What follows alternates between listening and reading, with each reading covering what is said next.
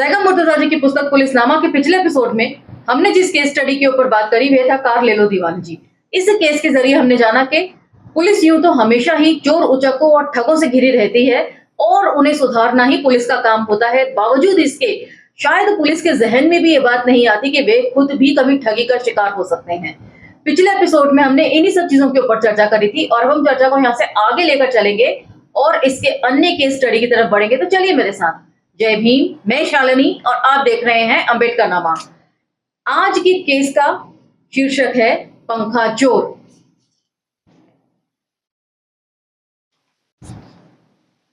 पंखा चोर बिहार के भागलपुर जिले में एक कस्बा है नौगछिया। तो यूपी से निकलकर अब ये बिहार के केस की तरफ बात कर रहे हैं। ये दूसरा केस है जो यूपी के बाहर का यहाँ पर जैगम मुर्तजा जी ने कोट किया है। हालांकि लोग इसे नवगछिया भी लिखते हैं। इसके एक तरफ गंगा नदी बहती है जबकि दूसरी तरफ से कोसी नदी का बहाव है। नवगछिया के नजदीक गंगा नदी पर बना तकरीबन 4.7 किलोमीटर लंबा विक्रमशिला सेतु भागलपुर जिले को पूर्णिया और कटिहार से जोड़ता है। ये पानी को पार करने के लिए बना भारत का छठा सबसे लंबा पुल है। नवगछिया केले और मक्का की खेती के लिए मशहूर है। केले की अच्छी पैदावार की वजह से यह जगह केलांचल नाम से भी मशहूर है।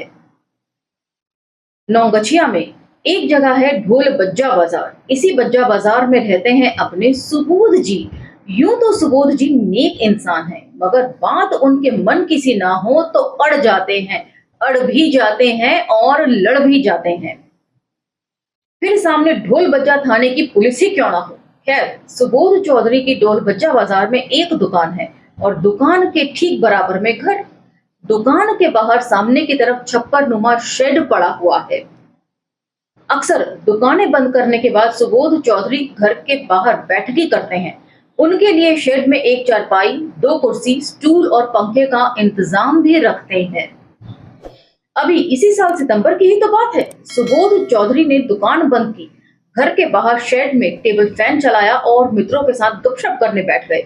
बैठकी देर तक चली। उस दिन उमस भी बहुत थी, घर जाने की किसी को जल्दी न थी। मौसम ऐसा था कि घर के बाहर ही थोड़ा सुकून था। सुबोध चौधरी जैसे तैसे अपना परिवार चला रहे थे। कई बार एसी लगवाने के बारे में सोचा, मगर बात बनी नहीं। पैसे होते तो एसी लगवाते और घर में आराम करते। बिहार में कहावत है कि गरीब का हाथ पंखा एसी से ज्यादा ठंडी हवा देता है। सुबोध चौधरी के पास तो फिर भी टेबल फैन था। बहरहाल रात के 10 बजने वाले थे। घर के भीतर से अब तक 3 बार खाना खाने के लिए बुलावा आ चुका था। अब की बार चौधराइन की धमकी आई थी। बेटे ने आकर कहा कि मम्मी बोल रही हैं कि जाकर समझा दो, अगर अब भी खाना खाने भीतर नहीं आए तो फिर जिनके साथ बैठकी कर रहे हैं उन्हीं के घर जिम कर आए। घर में खाना खाना है तो तुरंत भीतर चले आए। चौधरी साहब के मित्र समझ गए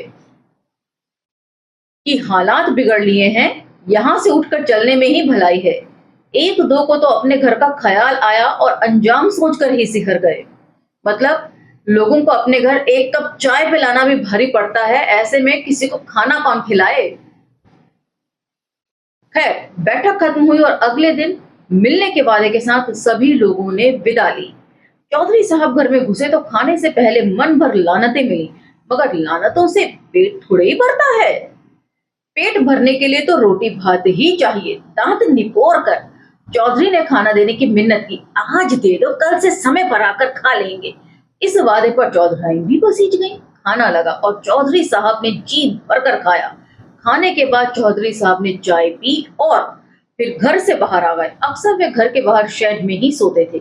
उसकी 2 वजह थी। एक तो घर में कम जगह थी और प्राणी ज्यादा। दूसरे, घर और दुकान की चौकीदारी भी हो जाती थी। सुबोध चौधरी की आंखें नींद से भारी हो रही थी। बगल में बिस्तर दबाए चौधरी साहब बाहर आए और पलंग पर बिस्तर लगाया। अब सोचा कि पंखे का प्लग लगा दे ताकि रात को अच्छी नींद आ सके और मच्छरों के गीत ना सुनने पड़े। मगर यह क्या, पंखा कहाँ गया? अभी जब खाना खाने भीतर गए थे तब तो यही लगा हुआ था। उस कबाड़ पंखे को भला कोई ले जाकर भी क्या करेगा? चौधरी ने मन में सोचा, इतनी खड़खड़ करता है, डंडी से पंखुड़ी घुमाओ तो चलता है, बीच में रुक जाता है तो हाथ मारकर और पंखुड़ी घुमाकर चलाना पड़ता है। किसी चरसी जुआरी या लुटिया चोर के अलावा वह पंखा सिर्फ चौधरी साहब के ही काम का था। पंखे की कीमत भले ही कुछ ना बची हो, लेकिन जब बाहर सोने का वह अकेला सहारा था। चौधरी साहब की नींद उड़ गई, एसी लेने की सोचते रह गए और खटारा पंखे से भी हाथ धो बैठे। बिरयानी मिली नहीं और चटनी कोई दूसरा उड़ा ले गया। सोचा थाने जाकर शिकायत करें। फिर ख्याल आया कि पुलिस बड़ी बड़ी चोरियों में कुछ नहीं कर पाती, उनका कबाड़ हो चुका पंखा भला क्या खोजेगी। फिर गरीब की मनुहार भी कौन सुनता है भला। सुधीर चौधरी सब करके लेट गए, मगर बगैर पंखे के भला नींद कैसे आए। एक तो हवा नहीं, ऊपर से पंखे की खटखट में मच्छरों के साथ साथ कुत्तों का शोर भी दब जाता था। पंखा जाने से चौधरी साहब की रात लंबी हो गई। करवटें पर करवटें बदलते रहे, मगर नींद को ना आना था और ना आई। महीनों बाद सुबोध चौधरी आज सूर्योदय से पहले जागे थे। भला सोए ही कब थे बेचारे, बस आंखें बंद करके जैसे तैसे रात काटी थी। आज ख्याल आया कि बहुत दिनों से सूर्योदय के समय पूजा नहीं की है। उन्होंने चुपचाप लुटिया उठाई और गंगा की तरफ कदम बढ़ा दिए। गंगा किनारे पहुंचकर उन्होंने जल तर्पण किया, सूर्य नमस्कार किया और मन ही मन बड़बड़ाए कि पंखे को श्रद्धांजलि भी दी। इसके बाद टहलते हुए अपने घर की तरफ लौट आए। मगर ऐसा लगता था मानो जीवन में सब कुछ खाली खाली है। किसी कबाड़ी को फ्री में तौल दिया होता तो तब भी दुख ना होता, मगर चोरी गया पंखा मन से न निकल रहा था। कोई चीज को आंखें तलाश करती हैं। चौधरी साहब घर लौटे तो एक बार फिर शेड में झांक कर देखा। सोचा कभी किसी ने रात को मजाक किया हो और दिन निकले पंखा वापस रख गया हो। मगर न गए लोग वापस लौटते हैं और न गई चीजें। सूर्य चढ़ आया था, दुकान खोलने का वक्त हो चला था, मगर सुबोध चौधरी अभी तक अनमने से टहल रहे थे। पड़ोस के संदीप ने उनको प्रणाम किया तो मानो चौधरी साहब नींद से जागे। हाँ भैया प्रणाम, कहो क्या हाल है, उन्होंने पूछा। चाचा हाल तो बढ़िया है, मगर आपने ये दुकान अभी तक क्यों नहीं खोली, सब ठीक है ना। ठीक तो है भैया, मगर वो पंखा। क्या हुआ पंखे को, चोरी हो गया। कब, कहाँ? यही शेड से रात में कोई उठाकर ले गया। नया पंखा था? नहीं था तो पुराना, मगर यहाँ कौन लगाएगा नया। अब सीसीटीवी कैमरा नहीं लगाया है दुकान पर आपने? सीसीटीवी का जिक्र आया तो चौधरी साहब की आंखों में अचानक चमक आ गई, मानो उनका खोया पंखा मिल ही गया। मेरी दुकान पर तो नहीं है, लेकिन इस पड़ोस वाली दुकान पर है। बस रात में चल रहा हो, पंखा न भी मिले तो भी चोर का पता तो लग जाएगा, चौधरी साहब ने कहा। इसके बाद दोनों उठकर पड़ोस वाले सिन्हा साहब की दुकान पर गए और सीसीटीवी के बारे में पूछा। चल तो रहा है, सिन्हा साहब ने जवाब दिया। उसके बाद तीनों ने मिलकर फुटेज खंगाली। रात करीब 10:30 बजे के आसपास की फुटेज देखकर तीनों हैरान रह गए। पहले दृश्य में एक गाड़ी चौधरी साहब की दुकान के सामने से गुजरी और थोड़ा आगे जाकर रुक गई। फिर गाड़ी कुछ दूर पीछे की तरफ वापस आई। उस गाड़ी में से एक व्यक्ति उतरा और इधर उधर की टोह लेने लगा। जब उसे लगा कि कोई नहीं है देखने वाला, तो वह तेजी से चौधरी साहब के शेड की तरफ लपका। अगले दृश्य में वह व्यक्ति पंखे का प्लग निकालकर तार लपेट रहा है और फिर वह पंखा लेकर गाड़ी में वापस बैठ जाता है। गाड़ी आगे बढ़ जाती है। चोर का पता तो लग गया, लेकिन चौधरी साहब का मन शांत होने के बजाय और अधीर हो गया। वे समझ नहीं पा रहे थे कि ऐसा कैसे हो सकता है। भला वह व्यक्ति उनका खटारा पंखा चुराकर क्यों कर ले जा गया। वह तो अच्छा खासा ऐसे ही कमाता है, किसी दुकान से नया पंखा ले सकता है। न उसको पैसे की कमी है और न उसको पंखा देने वालों की कोई कमी है। कोई भी बड़ा दुकानदार ऐसे ही दे देता। उन्होंने चोर को पकड़वाने की ठानी, लेकिन पकड़वाएंगे किससे? क्या पुलिस जानते बूझते उनका पंखा चुराने वाले के खिलाफ शिकायत दर्ज करेगी? बहुत सोच विचार करने के बाद सुबोध चौधरी ने चोर की शिकायत करने का फैसला किया। उन्होंने सिन्हा साहब से एक पेन ड्राइव में सीसीटीवी कैमरे की फुटेज ली और सीधे पुलिस अधीक्षक के दफ्तर पहुंच गए। कुछ देर बाद उन्होंने दफ्तर के भीतर बुलाया गया। कप्तान ने पूछा तो उन्होंने सारा मामला बताया। पुलिस अधीक्षक को चौधरी साहब की बात पर यकीन नहीं हुआ।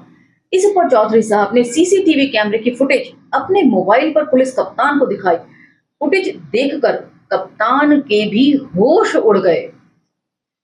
फुटेज में साफ दिख रहा था कि पुलिस की गश्ती गाड़ी से उतरकर एक पुलिसकर्मी ने सुबोध चौधरी का पंखा उठाया है। रात्रि गश्त पर निकली पार्टियों का ब्यौरा मांगा गया।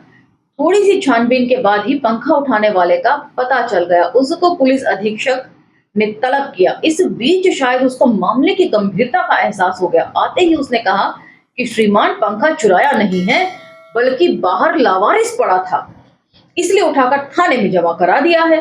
भला घर के बाहर दरवाजे के पास शेड में रखा पंखा लावारिस कैसे हो सकता है? मगर पुलिस तो पुलिस है, मामला रफा दफा कर दिया गया। लेकिन यह बात तो साफ हो गई कि अगर कानून के रखवाले ही कानून की धज्जियां उड़ाने पर आमादा हो जाएं, तो किसी भी हद तक जा सकते हैं। तो इसी के साथ ये केस स्टडी समाप्त होती है। कैसी लगी आपको मुझे कमेंट सेक्शन में जरूर बताइएगा। इसी के साथ ही ये भी पता चलता है कि यूपी पुलिस के साथ साथ बिहार पुलिस की कार्यशैली भी सेम वैसी ही है जैसे यूपी पुलिस की। इस बाबत आपका क्या कहना है मुझे बताइएगा। अब मुझे आज्ञा दीजिए, लेकिन यदि वीडियोस पसंद आती हैं तो लाइक, शेयर, सब्सक्राइब करना ना भूलें। हमें दूसरे सोशल मीडिया पर भी आप फॉलो कर सकते हैं। मिलते हैं अगले एपिसोड में। अब मुझे आज्ञा दीजिए। जय भीम, धन्यवाद।